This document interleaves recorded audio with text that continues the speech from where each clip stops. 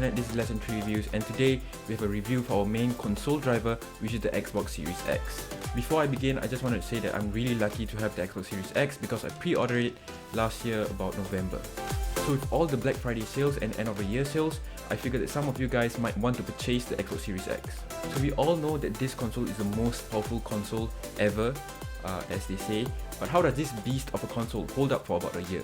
Fear not, I'll be answering this question in this video, so let's dive in and first talk about the pros.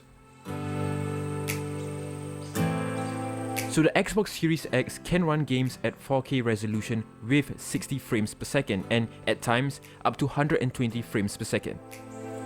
It's a joy to play this console knowing that with the price tag that it offers, it can actually perform as well as some PCs out there.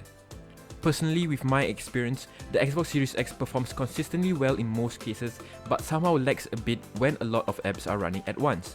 Maybe that's just a case-by-case basis, but most of the time it performs perfectly well. So if you guys are new to the channel, one of my first games that I actually reviewed was a game from the Xbox Game Pass. And the Game Pass is something that we're going to talk about now. So the Game Pass is definitely a plus point for Xbox and a major one if you're playing on the Xbox Series X. We get a wide array of games and some of them can be accessed as early as launch, for example, the Halo Infinite title. So there are two types of Game Pass, which is the normal Game Pass and the Ultimate Game Pass. And the Ultimate Game Pass offers seamless transfer of gaming experience from Xbox to PC and to even handheld devices like your tablets, which is amazeballs.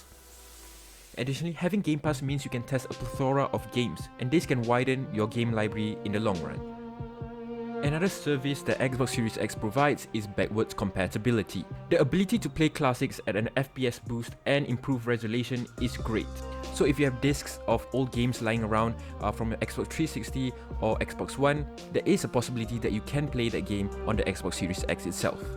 Smart delivery, which is actually the least talked about feature in the Xbox Series X, is in my opinion one of the best features actually. So smart delivery allows players to buy any version of the game, be it in a disc or in a digital form, and that allows players to play that game in the best version if you're playing on the Xbox One X or the Xbox Series X. So smart delivery games would have a signature like this. So this allows players to know which game can have that smart delivery feature and hence enjoy that game if you were to transfer from, let's say, an Xbox One X to an Xbox Series X or S. So let's talk about features next. So as compared to your smart delivery, quick resume is the most talked about feature in the Xbox Series X, and I had the chance to test it for about a year. And honestly, it doesn't disappoint. It can hold up to 3 games, allowing you to jump between different games and continue from where you left off. So let's say if you're invited to play a multiplayer game with your friends, you can pause your single player game and join your friends so that you're not left out. So updates for the Xbox Series X are actually pushed out regularly, and this is actually to improve the stability of gaming in the Xbox Series X as well as to update the user interface in the Xbox Series X. This, in my opinion, is super neat. So I really appreciate Xbox having resolution improvements to their interface and the dynamic backgrounds that they provide, which allows users to customize their interface to what they like. The ability to customize your folders to place in different apps and games to your liking is what I really like. This is something that most people, I think, don't know about, and most people complain that they have to go through many different menus when they want to select an app or a game.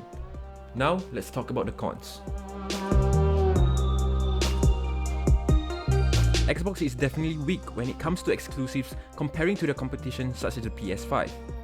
Therefore, you can say it doesn't really make a name for itself, not until recently with Forza Horizon and also the Microsoft Flight Simulator. Of course, there are platformers here and there, but then again, they don't have that sucker punch that really pushes Xbox Series X to the next level. Hence, as of now, because of the strength of the Xbox Series X, it is the best hub to play third-party games, and I hope in the future, Microsoft can come up with a line of exclusives that can blow us away. So now let's talk about the controller that I have right here. This is not directly related to the quality of the Xbox Series X itself, but rather contributes to the gaming experience of the Xbox Series X. The controller is great, but there are still no rechargeable batteries, which is really a disappointment to me. Furthermore, the only change on the Xbox Series X controller is that they have an additional button and textured grips, and the controller is slightly smaller and more compact. I can't lie, I love the feeling of the controller. but it's not really a big jump as compared to the PS5 controller, which have a lot of features. However, the controllers can be customized well, and throughout last year, accessories are released for the Xbox Series X, such as the headsets, which I guess compensates for the lack of controller innovation. Moving on, let's talk about space. As huge as how you would think 1TB is, it is just not enough to store your games. I mean, a couple of games is fine, but to store 10 AAA games, that's pretty difficult.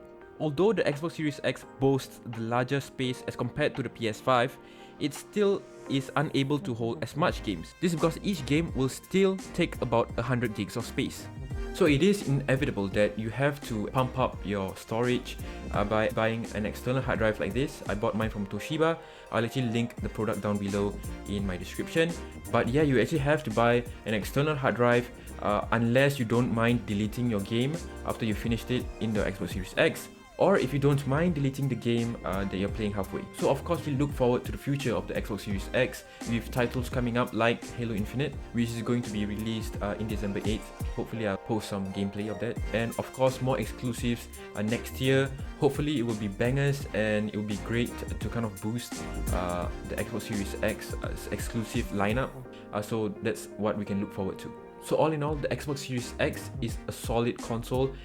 Even after a year of using it, I have experienced no bugs or no dysfunctions whatsoever.